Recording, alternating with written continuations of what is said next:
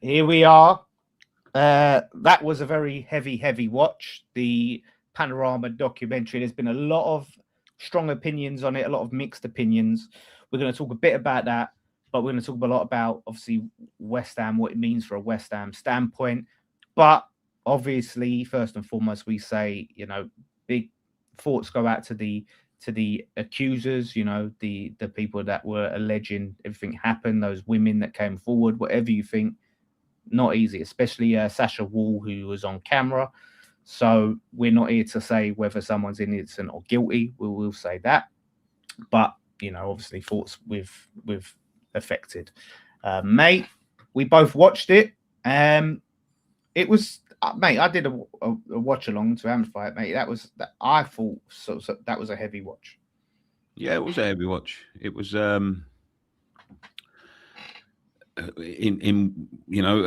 obviously, as I said before,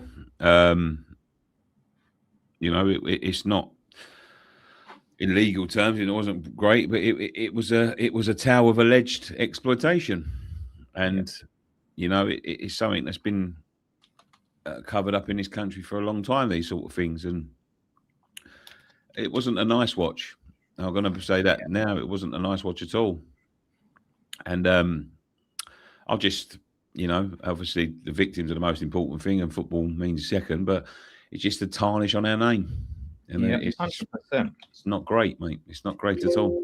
I'll say this, mate, because I said it on my watch, I'll say this. Look, anyone that was going in and expecting to find a smoking gun, definitive evidence and things like that on a Panorama documentary, if they had that, it wouldn't be going in the documentary. It would have been already in the hands of the courts, and it would already been used, and he probably would have been arrested already, right? So I think people's expectations going into it were probably a little bit unrealistic, if we're being fair, right? Maybe it didn't live up to the expectations, maybe it should, but you can't have expected there to have been this evidence, video that he did something, or something where he could have been nicked for it. This may be the spark that leads to further investigations, further people coming forward. So I'll just say that I think we have to temper our expectations. But a lot of the things that were alleged, I think were heavy stuff.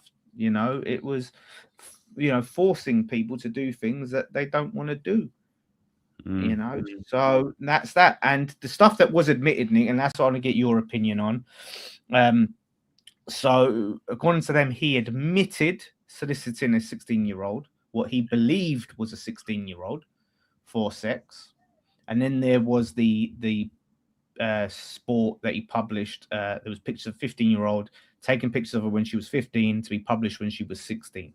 I think even if you publish them when someone's 16, there's still pictures of 15-year-old.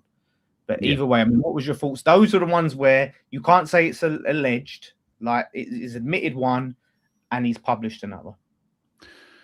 Yeah, it is. We have to be very careful. People saying in there, I'm jibber jabbering. You've got to be very careful. At the end of the day, this justice system, you're innocent until proven guilty. There's no guilt here. There's no crime here at the moment. But he would love to sue us. I'll just say that's why we've got to be careful. He would love nothing more than to sue us and silence us. We you have to be very careful. We have to be very careful about what we say. But we are reacting to what we've seen on the TV, and it's not great. It's not great. It's not nice to watch. At the end of the day, whatever you think about it, whether people are in this industry or not, or that industry or not, these are people's daughters. These are people's sisters. These are people's mothers now, grandmothers. Some of them probably. But how long it goes back to.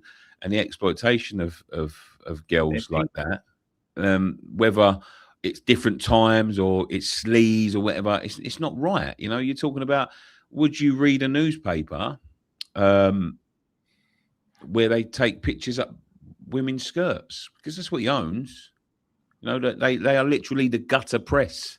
That's what he owns. He is a gutter press merchant, and he admitted it.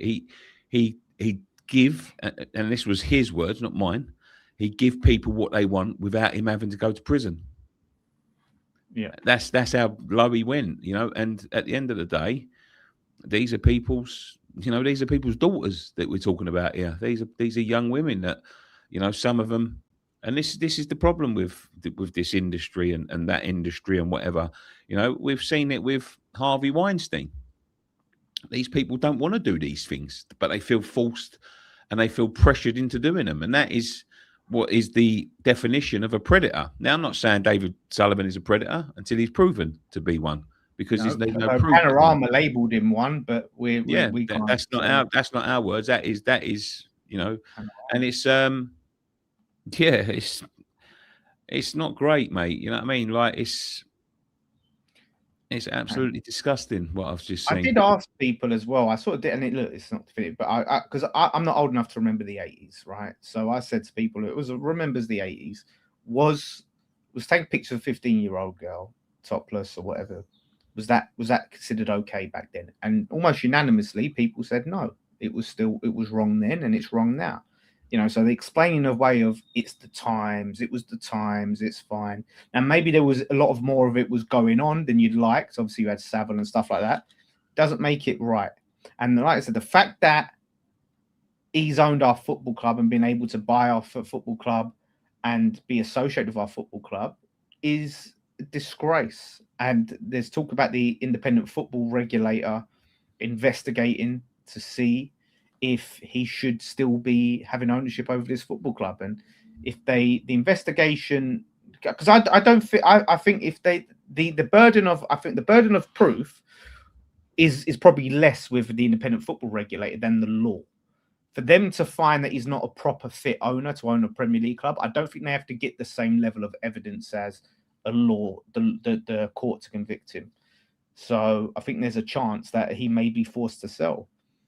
I don't know if you know this, Nick, right? If they do find it, because I don't think anyone knows, but say they say to him, right, okay, we found you not a fit and proper owner, you'd have to sell. Then is his shares capped at a certain value then? Because he can't demand anything for them because he has to sell. He can't say they're worth $1 billion.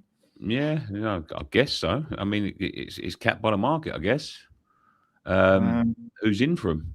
If no one's in for him, he might just have to dilute them. I don't know. I don't know. And people saying I look like a beaten man. I'm a man that's, you know, worried from the future of not just the football club, but the future of society. Because I've seen a lot of people saying, you know, oh, so what? You know what I mean? It's not great, mate. It's not great. Yeah. And, you know, I don't know. I think a lot of people that say, so what? It's easy to say it when it's not you. Do you know what I mean? When you're not the victim, you don't know the victim. I think had it been one of your relatives, I don't think people would say, so what? I think if your sister came back or your daughter came back and said, that happened to me, I don't think they'd be saying, so what? No, I don't think people would be going, oh, it's nothing. Like, people can only say that because they're detached from it. Like this guy. Yeah. Nice picture, mate. Like, do you know what I mean? Just think about that and be honest with yourself. If you think so what, it's nothing, ask yourself if you'd be saying that if he did it to one of your relatives. Yeah. Allegedly. Well, it is what it is. Listen, we'll leave that there and we'll just talk about the football, I think. Well, yeah, well, this is it, mate. So, look, there's two possibilities, right? Well, there's multiple possibilities, but there's two possibilities that are positive in our favour.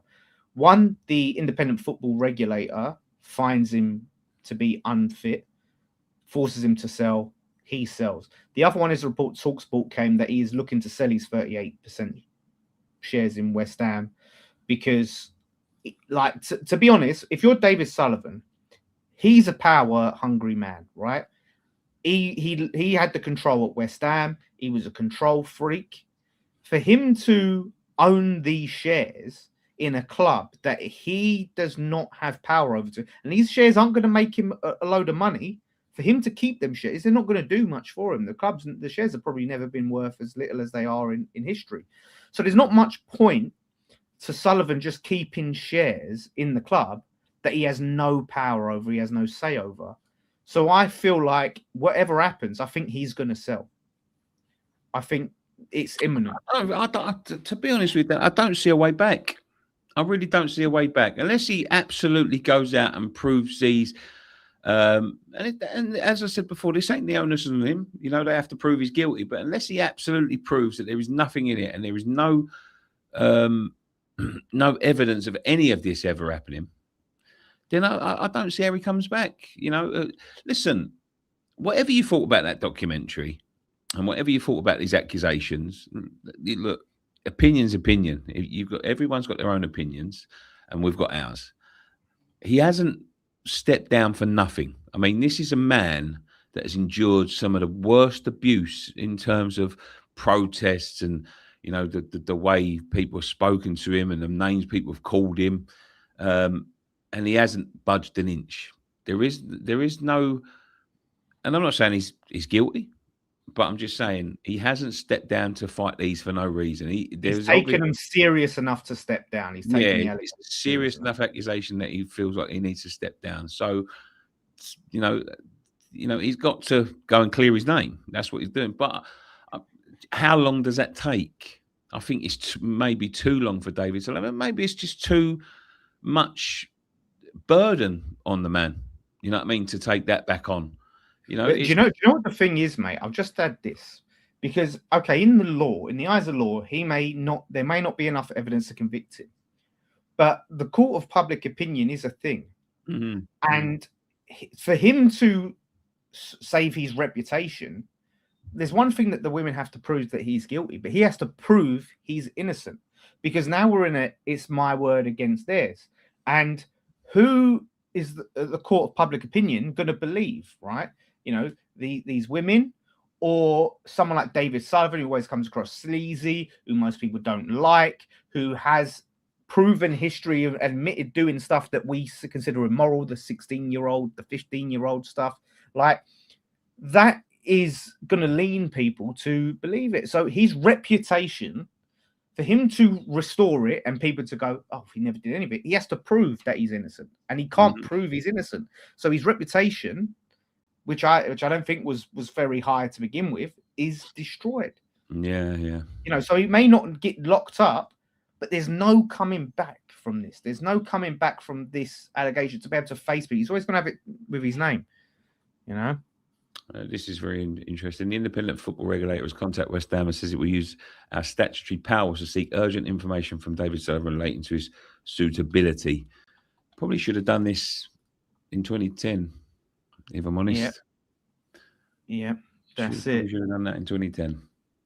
You know, so let's hope that now they finally come and say, because he's not, I'm sorry, like, he was never a proper and fit owner.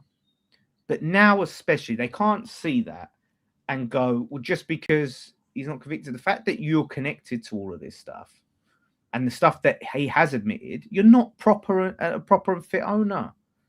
You're just not. Do you think this is why Brady left when she did? Maybe found out about the allegations, was discussed, they didn't want to be associated with him. My opinion, the last bit, I don't think so. I think she would have known about this for a while. She's a personal friend of his. And it is... Apparently the club have been aware of it for a while. Yeah. The accusations, not whether he's it's one of them things where I think that you can pretty much assume that is why she went. I'm not saying she did. I'm not saying she didn't. You know, I'm not going to libel myself because I don't know. But timing is everything. You know, timing is key. It's down to you to sort of, That's one thing I sort of stress when people talk about Brady. She hasn't been accused of anything. That's why she wasn't mentioned in the documentary. So she's not been accused of doing anything immoral or illegal. But, you know, it has been said that West Ham were aware of the allegation. And there's no way they can't be aware. Because the thing is, if he's not made shareholders aware of this situation, then I think he's in breach of, you know, something in terms of shareholders. You've got to make people aware of this stuff. Look at this. I'm not even going to read that out. No, sorry. But some of these people are just trolls. Do you know what I mean? Yeah, They're just trolls. Like, I'll show you how geezer is. See you later, mate. Yeah, there's people are just defending him to get a reaction because they're anonymous. No one would actually. There's one person that this guy defended him, right? I can't remember his name. Rich Energy. It's a energy drink. If you ever remember that when it became the energy drink of West Ham, right? I want to find this geezer's name. William Story. So this guy apparently is a West Ham fan. Mm-hmm. Right? This geezer here has been on Twitter. Yeah. I've seen it.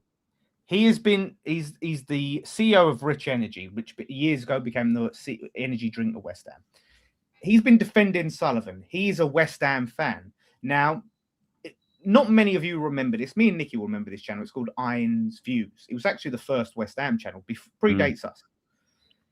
The clips going out of him on Iron's Views, sticking the boot into Sullivan. Really? And saying that he's not good for the club and he loves Big Sam, but Sullivan's always going to be a problem at the club, and really sticking it into David Sullivan. Now, all of a sudden, that Rich Energy became the energy drink of West Ham, the official energy drink. All of a sudden, he's been great for the club. He's done all this great stuff for us. People, he's innocent. All of this stuff, like defended him like his life depends on it. Yeah, that's who that is. No one. I've never seen his crap energy drink. I've never seen it anywhere. I've never come across Rich Energy. So, yeah, there are people out there that will try and defend him. Of course, there are. But the end of the day, I think he's a scumbag. Whether he's guilty or innocent, I think he's a scumbag. And for West Ham, says I think you should put Whetstone, mate. Listen, I made my position very clear on Twitter. I would love to see missing, what isn't Sean he? has to say now. I'm missing. Yeah. If Sean has anything about him, right? And look, I don't have a problem with him as a person. We've had him on. Nice guy. I don't agree with what he does or what he says.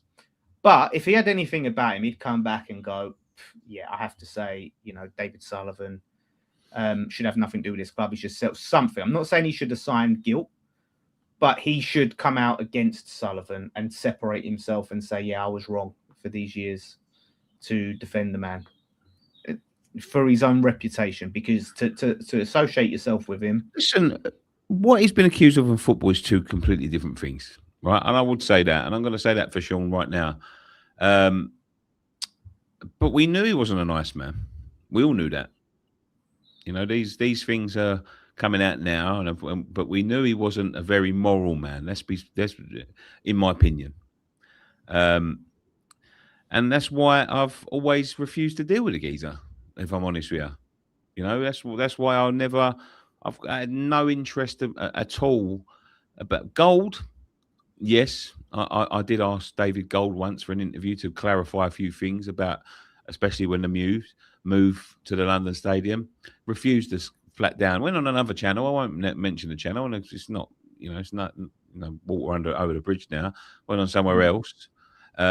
Refused to come on here.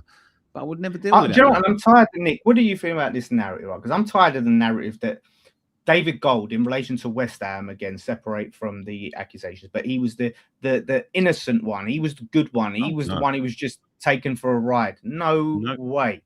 No, he was as much of a part of moving us out of our home as Sullivan. Yeah. But there we go. Yeah. There we go. But Kretinsky, all eyes are on him now. What is he going to do? So we talked about this a little bit beforehand, Nick. I think it's important to bring this up. There was a report, because of FFP PSR regulations, that we have to invest, the ownership has to invest about £90 million into the team. I'll read this little bit for you. This is analysing David Kretinsky's broader corporate portfolio.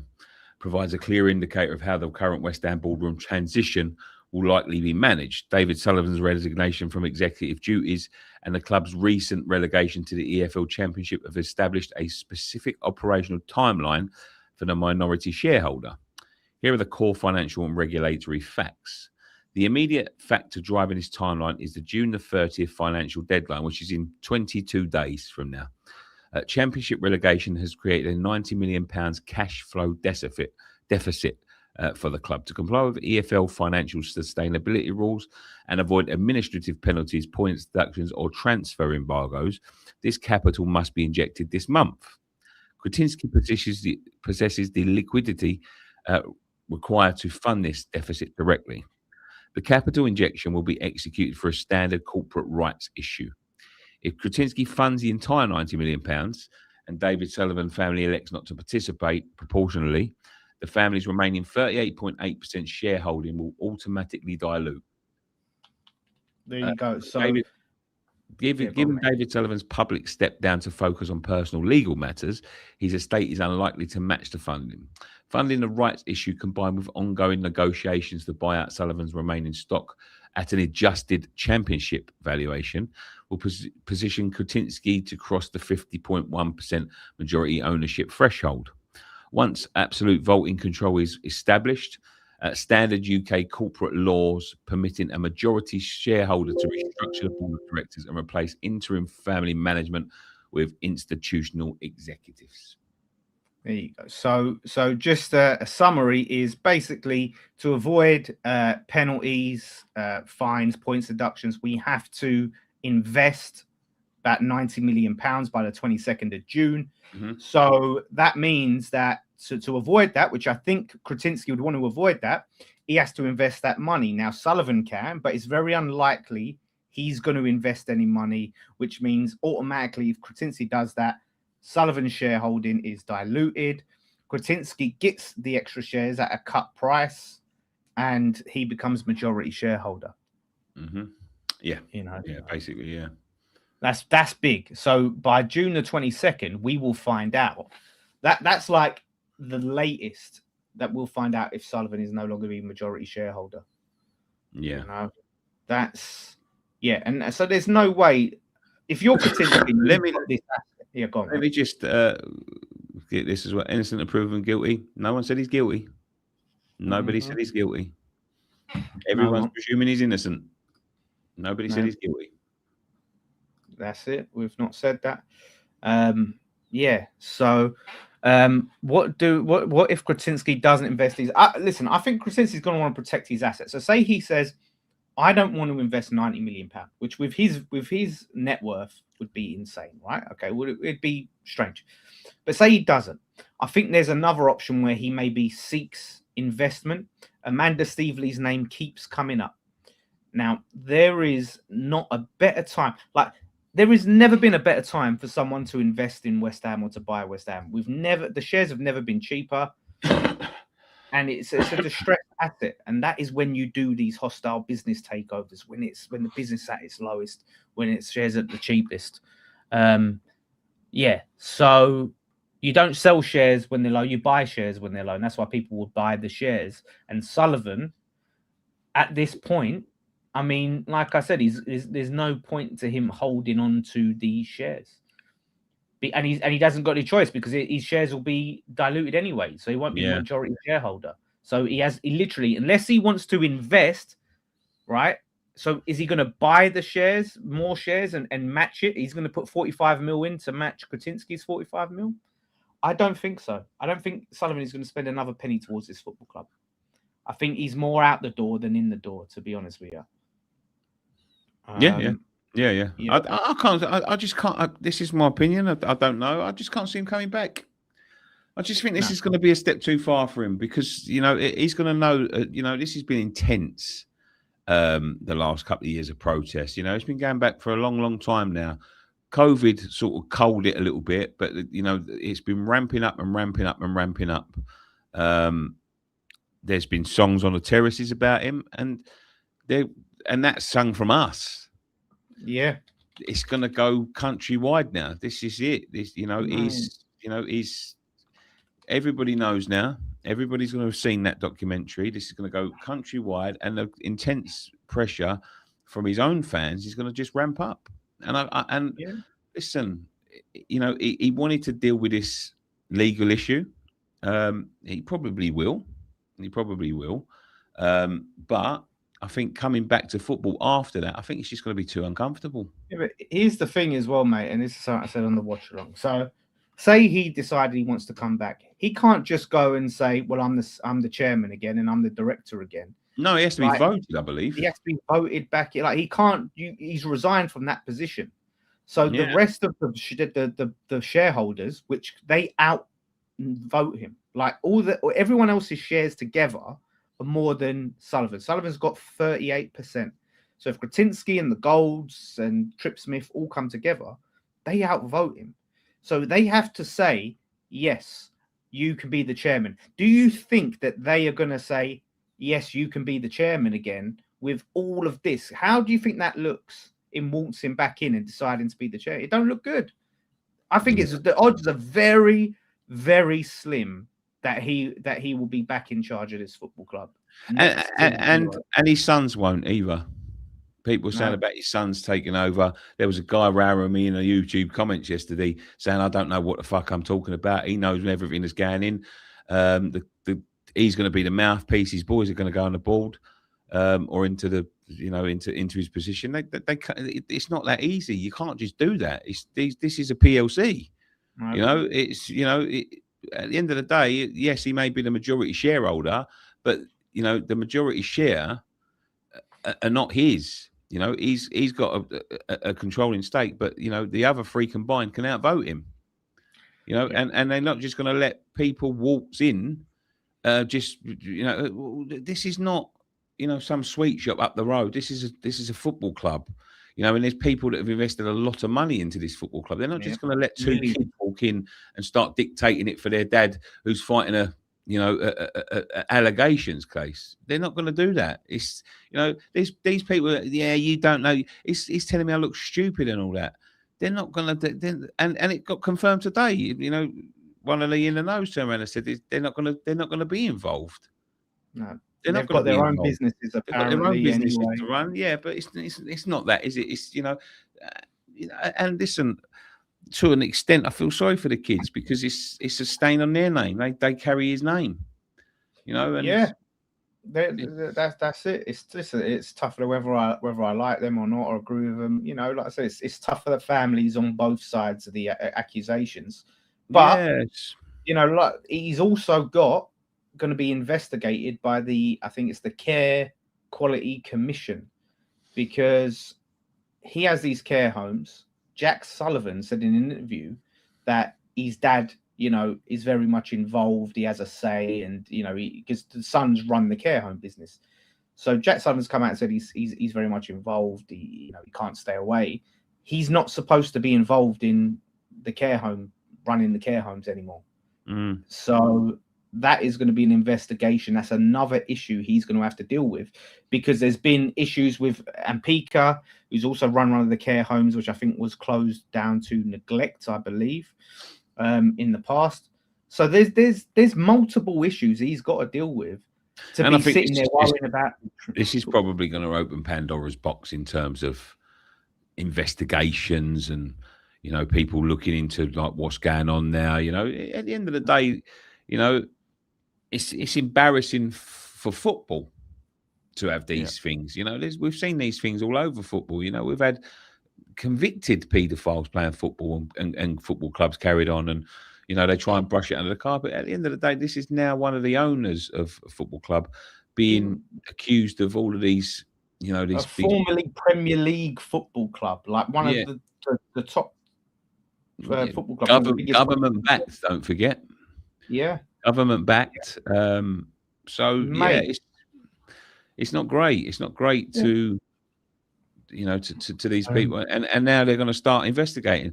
They're going to want to know what went wrong. They're going to want to know why this has been going on. They're going to want to know why one of their maybe checks or all of that sort of stuff didn't catch this sort of thing or know about this. This is the start of it. It's not the end of it. Don't worry about that one documentary. This is what I'm saying. Yeah, it's not a smoking gun. Of course it's not. You know what I mean? And the man's innocent until he's proven guilty. But there will be the Times is the one to look at, because the Times will carry on and carry on and carry on. Panorama's one program. The Times were working with Panorama, and they're going to keep on going and going and going. There's no respite here now. Yeah, this may not be the end. It may just be the beginning of this stuff. Shout out to the super chat. Could the stadium be taken away? I don't think so, because Sullivan is not the lease. So it's West Ham, I believe, the leaseholder. And he's not the so chairman. now that now he's stepped down. Like, I think they've separated themselves from him. Shout out to Rich, £5 super chat. We're a championship club and still get all these fans from big six clubs joining us because we're massive. Yeah, I know. Like, you know, we're here doing a video about these allegations, and you've got people coming and giving us banter about, you know, enjoy Lincoln away and all this crap. You know, it shows you we're in their heads rent free. I will enjoy it, and people talk about it like it's a diss. I will enjoy it. I will very much enjoy it. I enjoy watching my football club anywhere. Anywhere. We enjoy watching it at Lincoln more than the London Stadium. That's for sure. If you cannot deal with watching your football club play another football club that you think below you in the league, in terms of the pecking order, you shouldn't watch football. If you think if you're in the same league as someone and you don't think they're a rival of yours, you shouldn't be watching football. Simple as that. And if you don't enjoy watching it, go and watch some NFL sport or something, because they don't get relegated. That's what competition is about. Yeah, 100%. As far as we're concerned, I think there's light at the end of the tunnel now. I think we're almost at the end of a very dark period. Now, the damage he's done to this football club, a lot of it can never be repaired. You know, we can never go back to Upton Park. We can just only hope that one day we end up owning the stadium, and there's rumoured that Krasinski is interested in that. There's some positive news here, Dan, because I've got another tweet here called The Blueprint. Do you want to listen to the blueprint? Yeah, let's listen to this because it's a very interesting statement. So bear with us, guys. But this is not a statement. It's an investigation. It's a piece, yeah. Krasinski's 20-year tenure at AC Sparta Prague offers a direct operational blueprint for West Ham's future. After a prolonged period of high managerial turnover, look at the last 10 years, after a prolonged and financial deficits, as we're looking at now, the Czech club achieved back-to-back league titles. I'm not saying we're going to win the league, so calm down. Back-to-back league titles only after Krasinski removed boardroom involvement from sporting decisions, delegating total recruitment and tactical autonomy to data-driven technical directors. That means there was no boardroom involved in any of the transfers. There was no boardroom involved in who was bought or was sold, anything like that. That means everything that they done was done by football people in a structure for football purposes. What we've wanted for years. Right? So a core component of Krasinski's sporting model is heavy capital commitment to foundational infrastructure. At Sparta Prague, his ownership group is directly financing a multi-billion crown rebuilding of the historic Strahov Arena, alongside a brand new 1 billion Czech youth and academy campus in the, I believe that's Krakow district or something like that. I don't know what that is. It's not Krakow because that's Poland. He views elite infrastructure as the mandatory requirement for elite performance. This specific pattern makes substantial investment into West Ham's subpar Rush Green training facility highly probable. A primary objective of this transition is the legal optimization of league spending rules.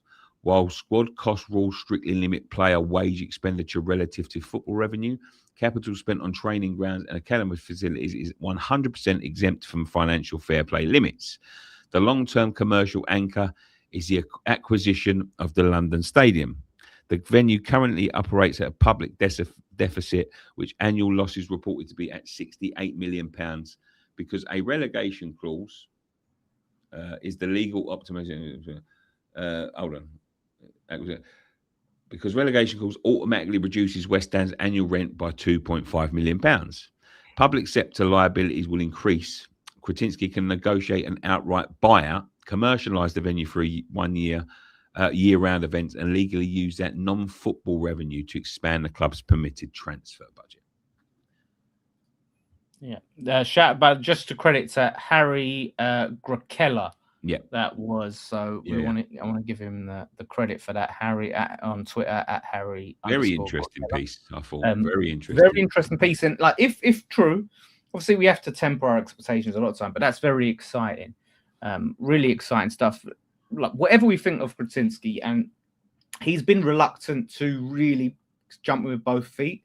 I think because for him, he didn't want to be investing when Sullivan weren't investing, when he weren't even the majority shareholder, and he's going to. I think bankroll. If I'm going to be honest, Dan, I think Krasinski's been waiting at the side like a spider, ready to pounce. Yeah, possibly. Yeah, I think there's a chance of that. But it's like whatever we think, he's going to be an upgrade on Sullivan. Whether he's the dream guy that's going to take us to the top, whatever, he's going to be a massive upgrade because he's a serious businessman who knows how to put football people in charge, invest in infrastructure, and start to actually improve things off the pitch and make us a serious football club. So that's really positive. Like whatever happens, Sullivan's days running his club are over because he's no longer in charge, and his days as the majority shareholder are numbered. So whether it's Krasinski, whether it's Steve Lee, whether it's someone else, it's not much longer now, guys. It's very, very close. And we can all breathe. Yeah. And this dark period will be behind us. There's a lot of people watching tonight. I'm sorry for the heavy subject matter tonight. There will be a stream tomorrow, a little bit lighter in the morning. And if you go there tomorrow, I will have a good deal for you on the OK jerseys coming up to the England game. So please do that tomorrow. But sorry for it to be so heavy. Obviously, none of this is sponsored. None of this is monetized. We don't want to be, accused of profiting on victims and all that sort. So, yeah, tomorrow come back because we got a good deal tomorrow. Shout out to Corral who says 100% Nicky. We are looking forward to next season. So what? New teams, new grounds, no VAR, fresh start off the pitch. Keep up the good work. And we can look forward to it even more because it's a fresh new start. It's a brand new era on the horizon. Like I said on my watch along, until this man has nothing to do with this club, until he doesn't own a single share, the protest, the Sullivan out, it's not over. The job's not done. He has to be completely out. Shout out to KG. Completely nothing to do with this club anymore. So if we all start feeling like job's done, it's not done. He has to be no longer associated with our club. And then we feel like we can just fully move on. Mm-hmm. For me, anyway, that's my opinion. Is getting, gone completely. And his family. Whatever you think of them, I don't want a Sullivan involved in this football club anymore. I don't want a Gold involved in this football club anymore. Yeah, this is a new era. And I think it's just kick-started a new era of the football club. Light at the end of the tunnel. The night is always darkest just before the dawn. And I think the dawn is close, mate. The dawn is at hand. Yeah. So Forbes says he's worth 20 billion. Yeah, I think his missus is worth a lot of money as well. And she sort of gets by marriage. So, I think Terence Brown still has his shares. That is a name. Do you know, he went up in my estimation. I didn't know this, but someone said that he refused to sell to Golden Sullivan. Maybe he saw what was on the horizon, so he went up just a few points. But I still hate him. And the World Cup's coming. The World Cup is coming. Just to lighten the mood. Yeah, do you know what? Like World Cup, Sullivan out. Imagine England win, mate. They won't. What? Yeah, they won't. I don't know. Yeah. But the main thing is Sullivan, right now, he is miserable. And that is a good thing. Right now, he is squirming. And that is a great thing. And if anyone want to come and see me live, Box Parks. I'll give you the information very soon. Brilliant. Yeah. Thank you all so much for watching. Like I said, it's been a tough one. It's been a heavy subject. But like I said, there's things to be positive about. So we'll be back in the week, and we're going to keep up to date with the transfers. There's talk about the Mateus Fernandes being closer to a Man United. I'm going to talk about tomorrow in the morning. I'm going to talk about tomorrow. All the ongoings with the transfers. There's going to be more outs. We are linked with players. you know, from obviously lower leagues and stuff like that. So we're going to be on top of all of it. So do stay tuned. And we're going to keep up to date on the ownership situation, because there is going to be news regularly. Yeah. On the time. There's going to be constant updates on what is going on, and they're going to have to sort it out soon. Who's in charge? To be honest with you, the reason we haven't done any videos the last couple of days is because we wanted to get this one out of the way, because this is a very, you know, I think it would have been a little bit less impactful if you just wedge it in between talking about Matthias Fernandez and Somerville going to Tottenham. It's done now. We've all seen it. We've all waited for it. Tomorrow we'll start talking nonsense again. Yeah. So back on it. Thank you all for watching. Don't forget to subscribe. One thing left to say. Come on, you Irons.